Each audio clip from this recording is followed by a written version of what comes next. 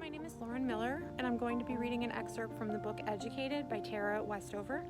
I chose the excerpt that I did because I feel like it does a really good job at bridging the first half of the book to the second half of the book. You can definitely see how the character's still very rooted in her parents' mindset and very tied to her home, but also she can start to see how things are kind of manipulative and abusive in that situation, and so she's also definitely starting to pull away. And then you can also see how her father's mindset and kind of recklessness starts, and I feel like that does a really good job at setting a tone for the rest of the book. So without further ado, please enjoy this excerpt from the memoir Educated by Tara Westover. I had never before left the mountain, and I ached for it.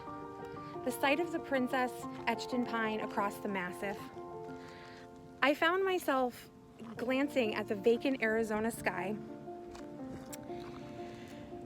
hoping to see her black form swelling out of the earth, laying claim to her half of the heavens. But she was not there. More than the sight of her, I missed her caress. The wind she sent through the canyons and ravines, through my hair every morning. In Arizona, there was no wind. There was just one heat-stricken hour after another. I spent my days wandering from one side of the trailer to another. Then out the back door, across the patio, over to the hammock, then around to the front porch, where I'd step over Dad's lifeless, semi-conscious form and back inside again. It was a great relief when on the 6th day, Grandpa's four-wheeler broke down and Tyler and Luke took it apart to find the trouble. I sat on a large barrel of plastic, watching them, wondering when we could go home, when Dad would stop talking about the Illuminati, when Mother would stop leaving the room whenever Dad entered it.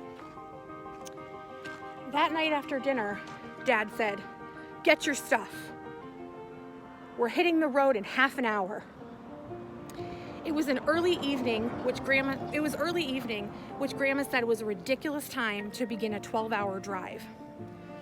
Mother said we should wait until morning.